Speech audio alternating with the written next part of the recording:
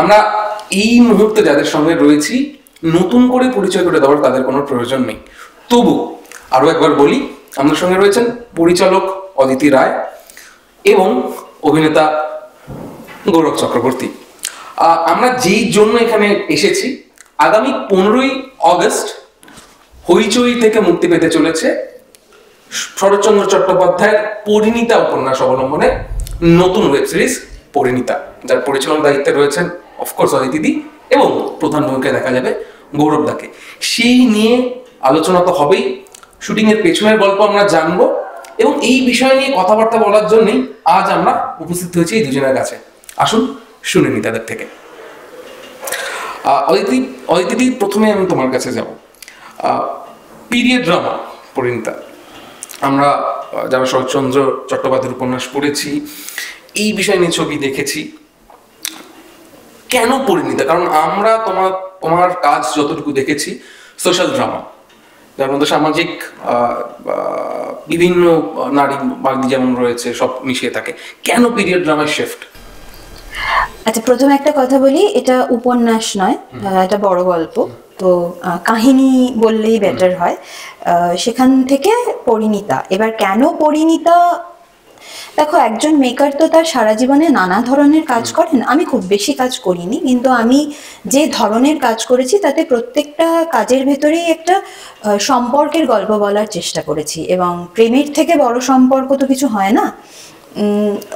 Definitely অনেকেই বলবেন যে পরিবারের সঙ্গে সম্পর্ক, মা ছেলের সম্পর্ক, আমি অনেক অনেক ধরনের সম্পর্কের গল্প বলেছি, কারণ সম্পর্ক ছাড়া গল্প বলা যায় না। তো পরিণীতা কিন্তু একটা এরকম গল্প যেটা প্রেমের গল্প। এবার প্রেম শব্দটার অনেক রকম মানে হয়, শুধু ভালোবাসলাম, দুটো কথা বললাম তেমন তো নয়। প্রেম মানে মান অভিমান আছে, কাছে আসা দূরে যাওয়া আছে, ভুল বোঝাবুঝি আছে, অনেক কিছু আছে, ঝগড়াঝাটি আছে। তো সবটা মিলিয়েই গল্প, এই গল্পগুলো তৈরি হয়। এবার কেন পিরিয়ড ড্রামা? পিরিয়ড ড্রামা আমার খুব পছন্দের একটা বিষয়, ইতিহাস আমার খুব পছন্দের একটা সাবজেক্ট। এবং আমি সত্যি মনে করি যে আমাদের আমরা ইতিহাস না জানলে নিজেরা, আমরা আগে কোথা থেকে এসেছি, কিভাবে এসেছি, কিসের মধ্যে দিয়ে আমাদের এই বিবর্তন, সেটা যদি আমরা ইভলভ করেছি কিভাবে, সেটা যদি নিজেরাই না জানি, তাহলে হয়তো অনেকটা নিজেদের অনেক কিছু তাতে ক্ষতি কি হবে আমি জানি না। এটা আমার ব্যক্তিগত মতামত যে জানা ভালো, আমি জানতে ভালোবাসি। তো সেই জায়গা থেকে আমার ওই ইতিহাসের প্রতি একটা মোহ এবং ভালো লাগা থেকে আমি সবসময় পিরিয়ড ড্রামা বা পিরিয়ড পিস নিয়ে কাজ করতে চেয়েছি। এবং আমি টেলিভিশনের পর্দায় অ্যাজ ক্রিয়েটিভ ডিরেক্টর অনেকগুলো কাজ করেওছি অলরেডি। কিন্তু হ্যাঁ, পরিণীতা আমার প্রথম কাজ এবং আমার খুব ভালো লাগার একটা টেক্সট। তো যখন হইচইয়ের বেস্ট অফ বেঙ্গল এই সেগমেন্টের জন্য কাজ করা নিয়ে কথা হলো, তখন আমার প্রথম পরিণীতার কথা মাথায় আসে। আমি কোনো রেফারেন্সের কথা বলবো না, কারণ পরিণীতা নানা সময় নানা ভাষায় হয়েছে, বাংলায়ও হয়েছে। আমি বইটা পড়ে, এবং আমি সবাইকে তাই বলেও ছিলাম যে আমার ধরো যারা কি বলবো প্রোডাকশন ডিজাইনার ছিলেন বা যারা কাজ করেছেন এটার সঙ্গে, আমি বলেছিলাম তোমরা না প্লিজ কিছু দেখো না, তোমরা বই যদি কিছু জানতে হয় তাহলে টেক্সটটা পড়ো, বইটা পড়ো, পড়ে তারপরে চলো আমরা কাজটা করি। সৌমিত্র চট্টোপাধ্যায় পরিণীতা বা প্রদীপ সরকারের না, আমি সবই দেখেছি, সবাই সব দেখেছেন, কিন্তু আমি বলেছি এই কাজটা করার জন্য পার্টিকুলারলি সেগুলো দেখতে হবে এমনটা আমরা ওটা দেখবো না, না দেখেই কাজটা করেছি, কারণ ওটা ওই গল্পের সঙ্গে আমাদের বলা গল্পের কোনো মিল নেই। বেশ, গৌরবদার কাছে একটু যাবো। গৌরবদা, ব্যোমকেশের পর সম্ভবত ফের কামব্যাক এই পরিণীতাতে পিরিয়ড ড্রামায়। আচ্ছা, পিরিয়ড ড্রামা নিয়ে আমরা যতটুকু তোমাকে চিনি বা তোমার বিষয়ে জানি, কোনো পিরিয়ড গল্প বা পিরিয়ড পিস নিয়ে কি তোমার সেই ভালো লাগাটা এখনো অক্ষুণ্ণ? ভীষণভাবে আমার পিরিয়ড ড্রামা সবসময় দেখতে তো ভীষণ ভালো লাগে। আমার ওই পিরিয়ডটা নিয়েই আমার প্রি ইন্ডিপেন্ডেন্স বাংলা এই বিষয়টা নিয়ে আমার একটা বিরাট ইন্টারেস্ট, এবং সেটা তৈরি হয়েছিল ব্যোমকেশের সময় থেকেই হয়তো। এবং মাঝে মাঝে সত্যিই মনে হয় যে ওই সময় যদি ফিরে যেতে পারতাম, তো টাইম মেশিন তো নেই, সিনেমার দৌলতে যেতে পারছি, এইটাই বড় পাওয়া। এবং ওই সময়ের কাজ হলেই ভীষণ ভালো লাগে। এবং ইনফ্যাক্ট ব্যোমকেশের ক্রিয়েটিভ ডিরেক্টর কিন্তু অদিতি দি ছিলেন। তো তখনই আমার অদিতি দির সঙ্গে প্রথম আলাপ, এবং সেই একই সূত্রে আবার বাধা পড়লাম। আচ্ছা, আলাপের প্রসঙ্গ যখন উঠলো সেখান থেকে আসি। নিন্দুকরা বলে যে ডিরেক্টরের সঙ্গে মানে কাজ পেয়ে গেলে ডিরেক্টরের সঙ্গে ভালো বন্ধুত্ব থাকা উচিত। আবার আরেক পক্ষ বলে যেহেতু এখন খুব শর্ট টাইমিং এর মধ্যে, অর্থাৎ অল্প সময়ের মধ্যে বিভিন্ন শুটিং করতে হয় যে কোনো প্রজেক্টে, তার যদি বোঝাপড়াটা থাকে তাহলে সে অভিনেতার বা অভিনেত্রীর সঙ্গে কাজটা বের করে দেওয়া যায়। তোমাকে জিজ্ঞেস করো, তোমার কি টেক এই বিষয়ে? অভিনেতার পার্সপেক্টিভ থেকে যদি বলি তাহলে হ্যাঁ, ডিরেক্টরের সঙ্গে যদি খুব খোলাখুলি কথা বলা যায় তাহলে খুব সুবিধা হয়। কারণ তাহলে তিনিও আমাকে পরিষ্কার বলতে পারেন তার কি ভালো লাগছে ভালো লাগছে না, এবং আমিও আমার ওপিনিয়নটা তাকে দিতে পারি। এই মানে আমাকে জাজ করা হবে এইটা না ভেবে। এবং তারপরে of course director is the final word, director যেটা বলবেন সেটাই হবে, কিন্তু একটা আলোচনার জায়গা থাকে যদি তার সঙ্গে ওই দূরত্বটা না থাকে, এইটা বটেই। তবে কাজ পাওয়ার ক্ষেত্রে শুধুমাত্র পরিচিত ডিরেক্টরের হলেই কাজ হবে সেটা তো নয়। সেটা হলে তো কেউ মানে তার পরিচিতদের বাইরে আর কাজ করাই হবে না, বা নতুন কেউ সুযোগই পাবে না। তো সেইটার সঙ্গে আমি একমত নই। তবে আমার মনে হয় শুটিং শুরুর আগে যদি ডিরেক্টরের সঙ্গে একটা র্যাপোর্ট তৈরি করে ফেলা যায় এবং একটা পরিচিতি তৈরি করে ফেলা যায়, যে আমি পরিষ্কার করে কথা বলতে পারি কি, এইটুকু যদি জেনে নেওয়া যায় তাহলে অভিনেতা হিসেবে কাজ করতে সত্যিই খুব সুবিধা হয়। বেশ, অদিতির কাছে একটু ফিরি। অদিতি, শেখরের জন্য গৌরব দেয় কেন? বহুবার বলে ফেলেছি, আবার বলছি, ওকে যতবার বলছি ওটা একটু একটু করে কলারটা তুলতে পারে সত্যি একদম। না, আমি বলি, মজা করছিলাম। সেটা হচ্ছে যে আমি ওই ব্যোমকেশের কারণেই ডেফিনেটলি গানের ওপারে আমি ওকে মানে যখন আমরা দেখতাম তখন দেখেছি। কিন্তু আমি মানে যখন ব্যোমকেশ করছি, ও কাজ করছে, একসঙ্গেই করছি, তখন আমি দেখেছিলাম ও ভীষণ সাবলীল। মানে ওই একটা সময়ের একটা চরিত্র, মানে আমি যদি ব্যোমকেশ বাদও দিই, যে একজন ভদ্র বাঙালি শিক্ষিত মার্জিত চেহারার একটি ছেলে, যে ধুতি পাঞ্জাবি পরে বা কখনো প্যান্ট শার্ট পরে, দুটোতেই খুব সাবলীল এবং সহজে হাঁটাচলা করে ফেলে, আর বাংলা ইংরেজি দুটোতেই কমফোর্টেবল। তো এইরকম একটা চরিত্র, মানে আমি ব্যোমকেশের কথাই বলছি, যে সেটা তখন আমি দেখেছি, কিন্তু তখন তো আর বসে ভাবিনি যে আমি পরিণীতা করব আর ও শেখর হবে। কিন্তু যখন পরিণীতার কথা শুরু হলো, মানে কথা বলা শুরু হলো কাজটা নিয়ে, তখন আমি শেখরের কথা ভাবতে গিয়ে আমার ওর ছবিটাই মনে পড়েছে। কারণ ওর মধ্যে যে বিষয়টা আছে, মানে কি বলবো, দুটো ওয়ার্ল্ডেরই বেস্টটা, যেটা কিন্তু ও খুব সুন্দরভাবে সহজে সাবলীলভাবে ফুটিয়ে তুলতে পারে, এবং সেটা করতে ওকে কোনো এফর্ট দিতে হয় না।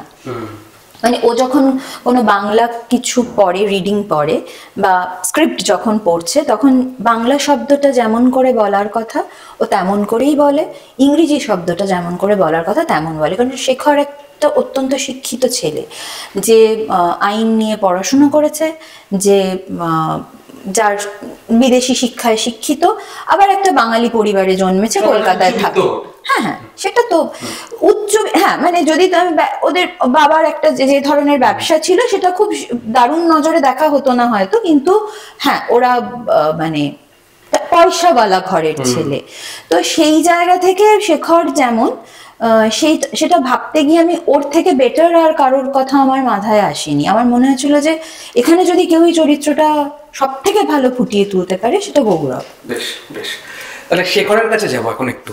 বেশ, যদি গৌরবদাকে জিজ্ঞেস করি, গৌরবদা, এটা কি সার্কেল অফ লাইফ বলে মনে হয়? কারণ আমরা যখন হিন্দিতে পরিণীতা দেখেছি, আমরা নবীন চন্দ্রের চরিত্রে দেখেছিলাম আমাদের অত্যন্ত ভালোবাসার মানুষ এবং প্রিয় অভিনেতা সব্যসাচী চক্রবর্তীকে, যিনি তোমার বাবাও বটে।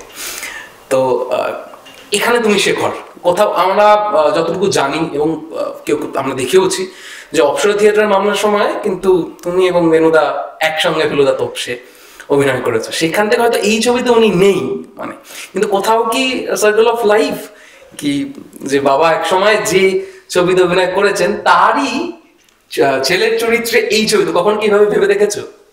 কোইন্সিডেন্স আর কি, মানে ভবিতব্য বলতে পারি, মানে বিষয়টা খুবই কোইন্সিডেন্টাল। এটা আমার কাছে আমি বলতে পারি যখন সেই হিন্দিতে যে পরিণীতা ছবিটা হয় সেখানে বাবা যখন অভিনয় করছিলেন তখন আমি লিটারালি কলার তুলে কলেজে ঘুরে বেড়াতাম যে আমার বাবা সৈফ আলী খানের বাবা। তো সেইটা তখন হয়েছিল।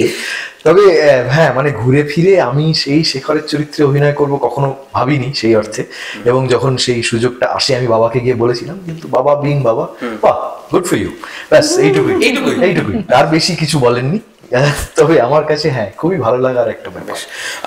এবং শুধু ওই পরিণীতার সঙ্গে না, পরিণীতা নামে আরেকটা বাংলা ছবিও হয়েছে, তাতেও আমি ছিলাম। তো মানে পরিণীতার সঙ্গে আমার একটা যোগসূত্র রয়েছে একদম।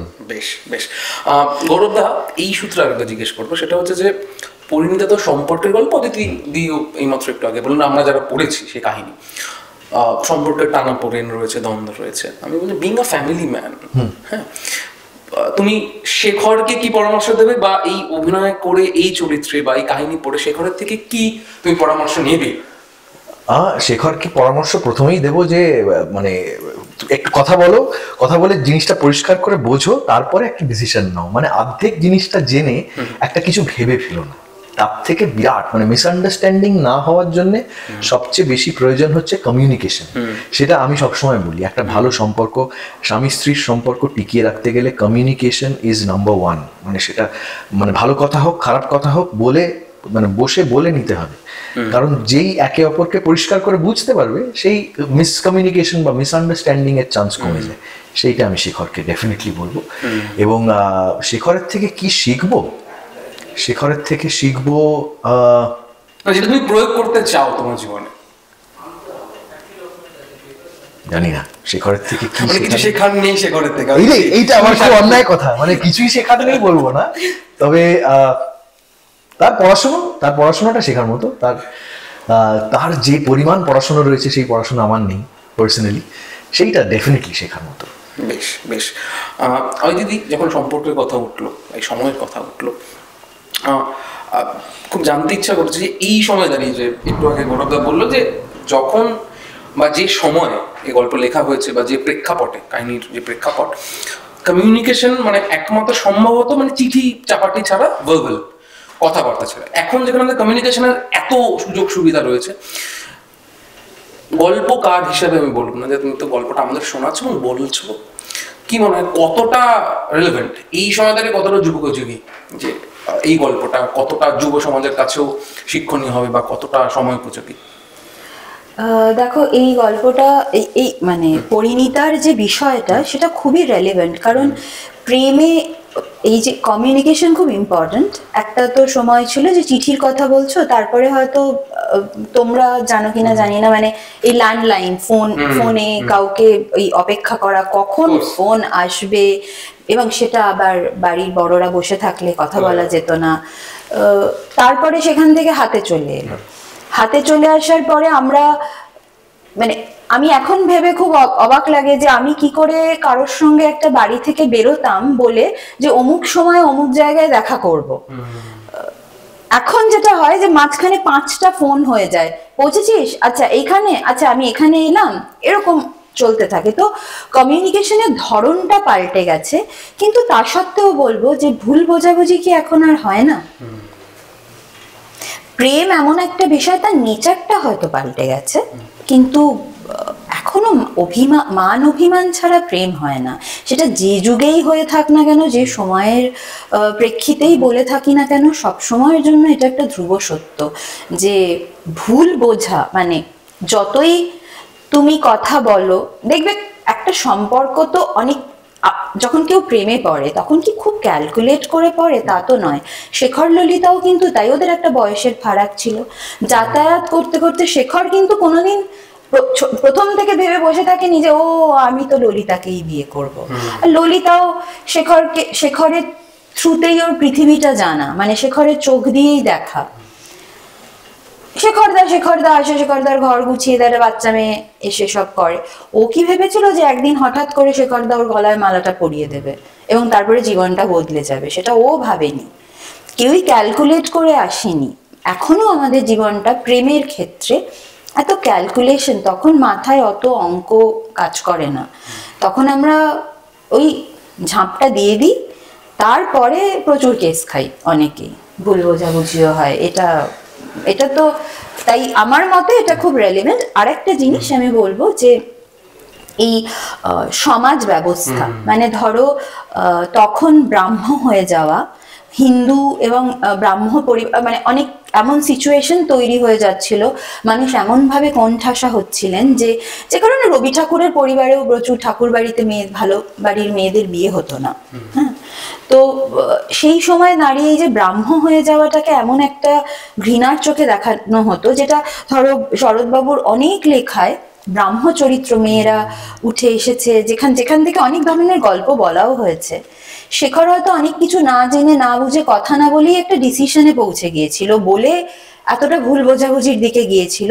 কিন্তু আমি বলবো যে এই যে ভুল বোঝাবুঝি বা এই যে সিস্টেম, মানে এখনো কিন্তু কাস্ট সিস্টেম আছে, মানে আমি ব্রাহ্ম বিষয় এখন হয়তো আর লোকেরা ভাবে না। কাজ বলতে কি শুধু সমাজে বলছো না কর্মক্ষেত্র, মানে যে কোনো জায়গায় বলছো?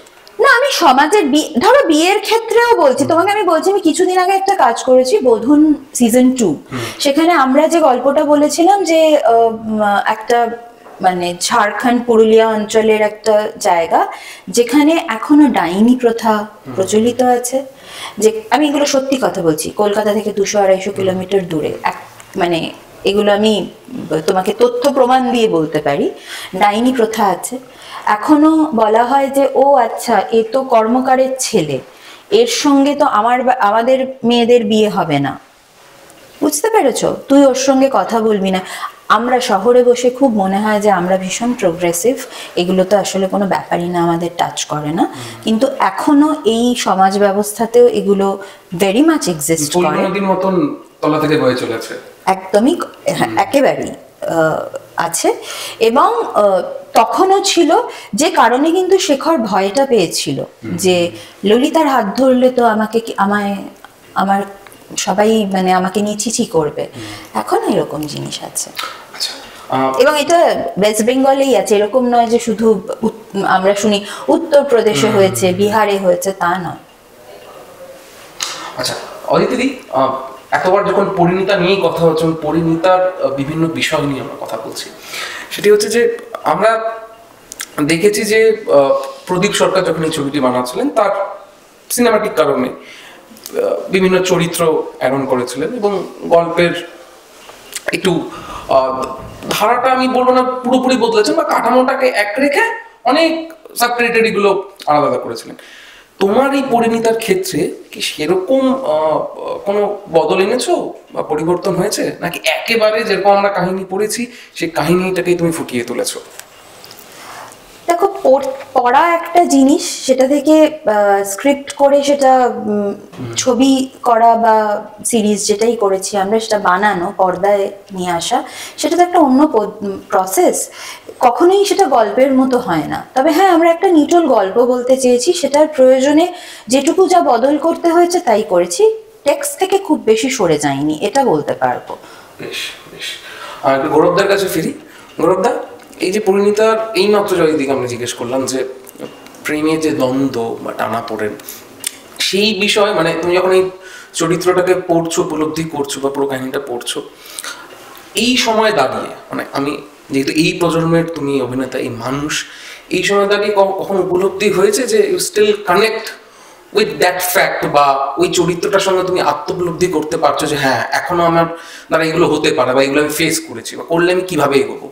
হয়েছে, প্রতি মুহূর্তে হয়েছে। কারণ যেরকম অদিতিদি বললেন আর কি, যে এই ফিলিংগুলো কিন্তু একই রয়ে গেছে, মানে সেটা তখনও যেভাবে মানুষ ফিল করতো এখনো তো সেভাবেই ফিল করে। সময়টা পাল্টে গেছে, প্রেমটা হয়তো খানিকটা বদলেছে, কিন্তু বেসিক ফিলিংগুলো এক রয়ে গেছে। তো আমি যখন আমার মনে হবে যে আমি যাকে ভালোবাসি সে হয়তো অন্য কাউকে পছন্দ করছে, তাতে আমার মধ্যে যে রাগ বা জেলেসি বা অভিমান যাই তৈরি হবে সেটা একই রয়ে গেছে। তো প্রতি মুহূর্তে আমি সেটা ফিল করেছি, এবং সেইখান থেকেই অভিনেতা হিসেবে আমার নিজের পুরনো এক্সপিরিয়েন্স থেকে খানিকটা মানে আমার এই খানিকটা ড্র করেছি, খানিকটা কিছু আমার নিজস্ব জীবনের ঘটনার থেকে কিছু কিছু জিনিস নিয়েছি যেগুলো এই চরিত্রটাকে ফুটিয়ে তুলতে আমাকে সাহায্য করেছে। বেশ, গৌরবদাকে আরেকটি প্রশ্ন জিজ্ঞেস করবো, সেটি হচ্ছে গৌরবদা অনেকেই হয়তো জানেন না যে তুমি পুনের একটি বিখ্যাত চলচ্চিত্র শিক্ষা প্রতিষ্ঠান থেকে সম্পাদনার কাজ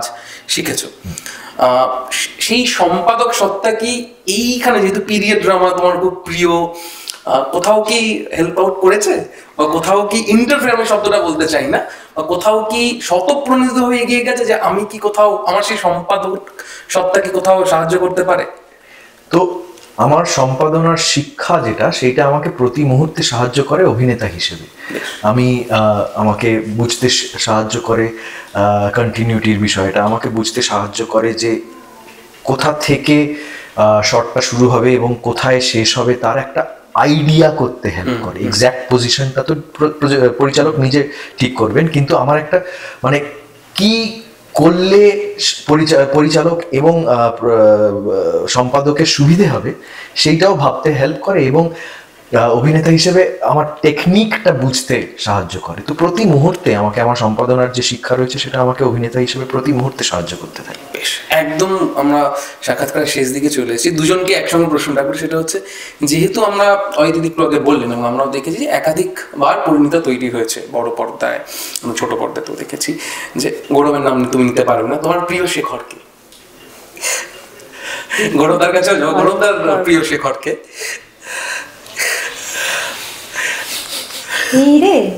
এটা বলা তো হইচই করি বলো।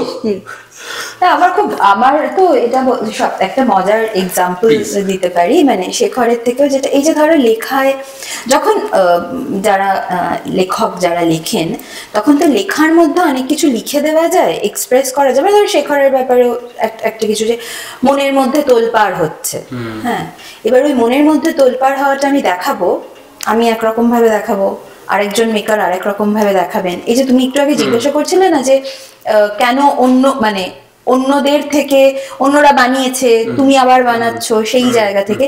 এবার এই সব বলতে গিয়েই শেখরের কথা আমি ভাবছিলাম যে শেখর কি শরৎবাবু কি লিখে গেছেন, ওগুলো মানে করলে কে আরো ভালো করে করতে পারতো। বাংলায় তো আমি বলতে পারবো না কারোর কথা। এটা খুবই মুশকিল প্রশ্ন, এটা বিপদে ফেলার প্রশ্ন। কারণ আমি তো ভিজুয়াল, মানে দেখো আমি যে কারণে দেখেছি তাদের মানে যত মানুষকে দেখে, মানে আমাদের এখানে যারা অভিনয় করেন তাদের মধ্যে আমি যাকে দেখতে পেয়েছি সেই অভিনয় করেছে। এবার তার আগে যেমন সৌমিত্র চট্টোপাধ্যায় করেছেন, সৈফ আলী খান করেছেন, মানে আমি যারা হয়ে গেছে, আমি তাদের মধ্যে থেকে শেখর কোনো যদি কোনো তোমার প্রিয় থাকে, মানে সেই জন্য বললাম যে গৌরবের নাম নিতে পারবে না। ও আচ্ছা, হ্যাঁ না, সৌমিত্র বাবু ডেফিনেটলি, মানে আমি তো অনেক কি, যখন সৌমিত্র চট্টোপাধ্যায় এবং মৌসুমী চ্যাটার্জির যে পরিণীতা যখন আমি দেখেছি, আমার তো দুজনকেই খুবই ভালো লেগেছে। মানে অত সুন্দর সহজ করে বলা গল্পটা, আর তার মধ্যে ওদের প্রেম খুবই ভালো লেগেছে। ওদের আমার বেস্ট ওদের লাগে, সেটা বলতে পারো। গৌরবদা সেম। এই গৌরবদা পলিটিক্যালি কারেক্ট হয়ে না, সত্যি একটু আগে বললো শেখের বাবা আমার বাবা, সেটা তো কিন্তু তার সাথে শেখরের যোগ তো না থাকতে পারে। ও কিন্তু শেখরের বাবা আমার বাবা বলেনি, বলেছে সৈফের বাবা আমার বাবা। না, সৈফ আলী খান আমার খুব পছন্দের একজন অভিনেতা, তো সেই কারণে আরো। আর কিন্তু শেখর হিসেবে আসলে প্রদীপ সরকার অনেক বদল করেছিলেন গল্পটায়, সেইটা অজয় কর অতটা করেননি। তো সেই কারণেই হয়তো শেখর হিসেবে আমার সৌমিত্র চট্টোপাধ্যায়ের কাজটাই বেশি ভালো। এবং সৌমিত্র চট্টোপাধ্যায়ের মধ্যে না একটা অদ্ভুত বাঙালিয়ানা কিন্তু ভীষণ স্মার্টনেস, একটা দুটোই ভীষণভাবে ছিল, যেটা তখনকার বাঙালির মধ্যে কিন্তু খুব কম দেখা যেত। যে কারণে ওনার একটা অন্যরকম, মানে উত্তম কুমারের অ্যাপিলটা অন্যরকম ছিল, সৌমিত্র চট্টোপাধ্যায়ের অ্যাপিলটা অন্যরকম ছিল। তো ওনার মধ্যে ওই বিষয়টা এত মানে ভরপুর ছিল না, মানে আজকের দিনেও এত মডার্ন লাগে ওনার অভিনয়। স্মার্ট বাঙালি ভদ্রলোক বলতে যেটা আর কি বোঝা যায়, মানে একদম কোট আনকোট, যে যার মানে আমরা আমি তো সৌমিত্র, আমার তো যে কোনো চরিত্রই মনে হয় উনি দুর্দান্ত করে ফেলতেন আর কি। সেই পাশাপাশি অজয় করের পরিচালনা তো একটা অদ্ভুত বাঙালিয়ানা মিশেছিল, ভীষণ smartness তো ছিলই। সেটাই তো দেখার ব্যাপার। মানে ছায়াদেবী যে চরিত্রটা করেছেন, মায়ের আসছেন যেভাবে শাড়ি পরে, যেভাবে কথা বলছেন, মানে যেভাবে শর্ট গুলো যেভাবে নেওয়া, শর্ট টেকিং, সবটার মধ্যেই মানে অত ক্লোজ বোধহয় অন্য দেখিনি আর কি। আমার আরেকটা জিনিসও মনে হয়েছিল যে আমরা সবসময় বিকাশ রায়কে যে ধরনের চরিত্রে দেখে এসেছি তার বাইরে গিয়ে কাস্টিং করা, কিন্তু মানে গুরুচরণ খুড়ো যে বিকাশ রায়, মানে বিকাশ রায় বরং নবীন রায় হতে পারেন, যে ভীষণ প্রচন্ড প্রতাপ একটা, মানে এরকম, কিন্তু ওটা মানে অফকোর্স কমল মিত্র করেছিলেন, মানে সেটা ওনারও তো মানে, কিন্তু বিকাশ রায় যে চরিত্রটা কেউ মানে ভাবতে পেরেছে ওকে এটা করানোর কথা, সেটা খুব। শুটিং এর একটা মজার গল্প বলো না। পুরোটাই মজা। আরে আমরা এমনিতে খুব ফানি, তো আমি আর আমরা দেখলেই তোমরা তাহলে তোমাদের শুটিং এ আসতে না, তোমরা খুব ফানি সেটা আমরা জানি, আমরা যারা তোমাদের সাথে আলাপ পরিচয় রয়েছে, কিন্তু যদি কোনো শুটিং এর কোনো কি ঘটনা এই মুহূর্তে মনে পড়ছে আলাদা করে গৌরবদা? এটা না মানে এই প্রশ্নটা আমার এমন লাগে না, একটা মানে এটা সবাই জিজ্ঞেস করে এবং তখন মনে হয় যে একটা মজার ঘটনা কি বলবো, কাজ করবে পর থেকে একটা কিছু মজা করে আসবে বলতে পারবো। আচ্ছা, না অন স্ক্রিন কিছু বলতে, দেখো আমরা যেটা করি, আমাদের একটা আউটডোর ছিল, আমরা প্রয়াগ ফিল্ম সিটিতে শুট করতে গিয়েছিলাম এবং ওখানে আমরা সবাই ছিলাম। পুরোটাই না না না না না না একটা সেকশন, এটা 5-6 দিনের একটা আউটডোর ছিল। সেখানে গিয়ে আমরা যেটা করতাম, আমরা একটাই জায়গায় সবাই যেহেতু শুটিং করতাম, নানা রকম মজা হতো, গান চালানো হতো, গল্প হতো।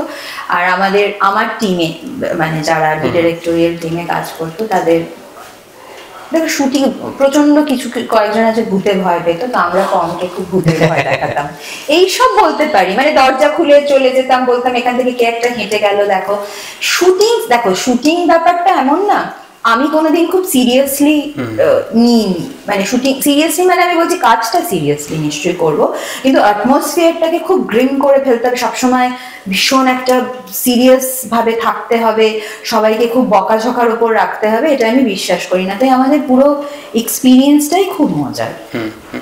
বেশ, একদম শেষ প্রশ্ন দুজনের কাছে। সেটা বলছি। হ্যাঁ, না তো, ও আচ্ছা, না আমি ওটাই বলছি। আর অদিতিদির এডি টিমটা এত অল্প বয়সী সবাই না, মানে দারুণ মজা হয়েছে পুরো থ্রু আউট দ্য শুটিং। এবং অদিতিদি যেটা বললেন যে একটা প্রচন্ড সিরিয়াস অ্যাটমসফিয়ার, কেউ হাসাহাসি করবে না এরকম করে রাখেননি কখনোই অদিতিদি। তো তার ফলে যেটা হতো যে খুব সিরিয়াসলি কাজ হচ্ছে এবং কাজের ফাঁকে যখন লাইট তৈরি হচ্ছে বা সেটের কিছু কাজ চলছে বা ঘোড়াগুলোকে নিয়ে এসে দাঁড় করানো হচ্ছে, তখন তো খানিকটা সময় পাওয়া যাচ্ছে, সেই সময়ের মধ্যে আড্ডা গল্প এইগুলো চলতো। তো ভীষণ ভীষণ আনন্দদায়ক একটা এক্সপিরিয়েন্স। একদম শেষ প্রশ্নে যাচ্ছি, সেটা হচ্ছে যে আমরা এতদিন তোমাকে দেখে এসেছি মানে পরিচালক হিসেবে, যে নারীদের গল্প বলে, নারীদের বিভিন্ন মানে মানসিক বিভিন্ন স্তরের তুমি কথা বলছো, সমাজে তাদের দেখা, এবং যেহেতু পরিণীতা দ্বন্দ্ব সম্পর্কে দ্বন্দ্ব টানা পড়ে, আমাদের এইটা জানতে ইচ্ছে করে যে কবে আমরা শুধু তুমি না, যে মহিলা পরিচালক, যদি কোট আনকোট বলি, সুগার কোট করে বলছি না, কোট আনকোট যদি মহিলা পরিচালক হিসেবে বলি, কবে আমরা দেখতে পাবো যে কোনো পুরুষ বা নারীর সমলিঙ্গের ভালোবাসা আমরা পর্দায় সেভাবে সাহসীভাবে আমরা দেখতে পাবো? প্রচুর কাজ হচ্ছে তো, ঋতুদাই তো করে গেছেন এখন ঋতুদা চলে গেছেন 11 বছর ট্রাস্ট। হ্যাঁ, কিন্তু দেখো সেটা বোঝার মতন সেন্সিটিভ মাইন্ডও তো থাকতে হবে মানে কাজটা করার জন্য, এবং সেটা পর্দায় যথাযথভাবে ফুটিয়ে তোলার জন্য, কিন্তু সেই রকম একটা মন থাকতে হবে, মনন থাকতে হবে, যেটার কিন্তু, এবং ডেফিনেটলি দর্শককেও দেখতে হবে। একটা কোনো বিষয়কে নিয়ে আলাদা করে কাজ করব, মানে সব বিষয়ে কিন্তু জরুরি, মানে আলাদা তুমি যে কাজটার কথা বলছো, ধরো সমলিঙ্গ নিয়ে কাজ করতে যাওয়ার জন্যে যে প্ল্যাটফর্ম দরকার বা যেখানকার যে ভাবনা চিন্তাগুলোর দরকার, সেটার জন্য তো সেই সিচুয়েশনটা বোধহয় ঋতুদা তৈরি করে দিয়ে গেছেন, নিশ্চয়ই আরো কেউ কাজ করবেন বা আসবেন। আমি কথা জিজ্ঞেস করছি আলাদা করে, কারণ তুমি একটু বলে যে দর্শক তৈরি করতে হবে, এটা হয়তো খানিকটা আমি বলবো যে সত্যি, কিন্তু শিল্প কি কখনো কারা দেখবে কারা বুঝবে সেইভাবে এগোয়? আমার মনে হয় না। শিল্প না তো নিজের নিশ্চয়ই নিয়মে। না, আমরা কিন্তু খানিকটা কি বলবো, আমরা কিন্তু কর্মী সবসময়। শিল্পী বলে আলাদা করে আমি খুব একটা নিজেকে ভাবি না, মানে আমি আমার কথা বলতে পারি, বাকিদের কথা বলতে পারবো না। আমি একটা প্ল্যাটফর্মকে কেটার করে কাজ, মানে ধর আমি হইচইয়ের কথা বলছি, সেখানে যে ধরনের বিষয় নিয়ে কাজ মানুষ দেখেন, আমরা সেই ধরনের বিষয় নিয়ে কাজ করতে চাই। এবার তুমি যদি আমাকে বলো যে তার বাইরে গিয়ে তুমি বড় পর্দার জন্য বা অন্য কিছুর জন্য, সেটার জন্য আমার এখন এই মুহূর্তে সময় নেই। সেটা নিয়ে ভাবার জন্য আলাদা করে একটা ভাবনা চিন্তা করার বিষয়, তো সেটা হয়তো এইটার থেকে বেরিয়ে যদি কখনো ভাবতে শুরু করি, নিশ্চয়ই ভাববো। আমিও চাইবো বানাতে, কারণ আমিও নিশ্চয়ই চাইবো বানাতে। মানে ধরো আমরা যখন দেখেছি blue is the warmest colour, মানে আমি জাস্ট কথার কথা বলছি, মানে যেরকম প্রচুর ছবি আমরা দেখি সেগুলো নিয়ে কথা বলি। লরেন্সে তুমি মুভিতেই দেখবে অজস্র ছবি সারা পৃথিবীতে হয়ে চলেছে, আমিও চাইবো করতে। কিন্তু এখন আমি যে প্ল্যাটফর্মের জন্য কাজ করছি, তারা যদি কখনো এটা নিয়ে ভাবেন বা চান কাজ করার কথা, নিশ্চয়ই করব। তোমার সদর্থক চিন্তা রয়েছে। হ্যাঁ, অফকোর্স আমি একজন মেকার হিসেবে পৃথিবীর যে কোনো বিষয় নিয়ে কাজ করতে রাজি আছি, সেটা মানে চাইবো, যদি আমি সেই বিষয়টা ভালো করে বুঝতে পারি। বেশ, গৌরবদার কি একই মত? নিশ্চয়ই।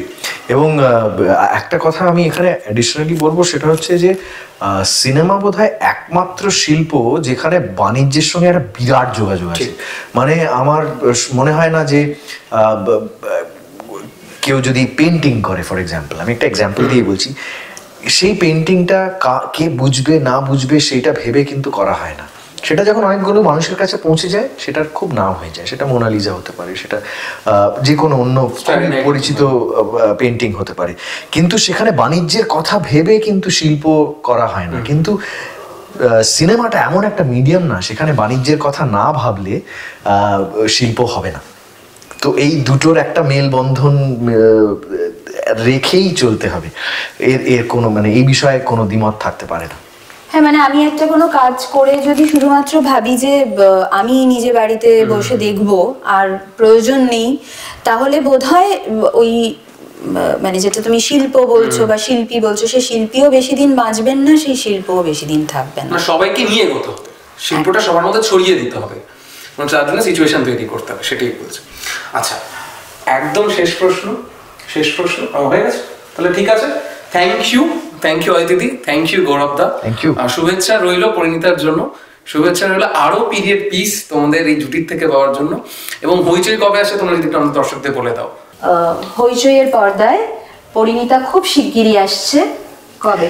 15ই অগস্ট, স্বাধীনতা দিবসের দিন হইচইতে দেখা যাবে আমাদের নতুন সিরিজ পরিণীতা। অবশ্যই দেখবেন এবং জানাবেন কেমন লাগলো।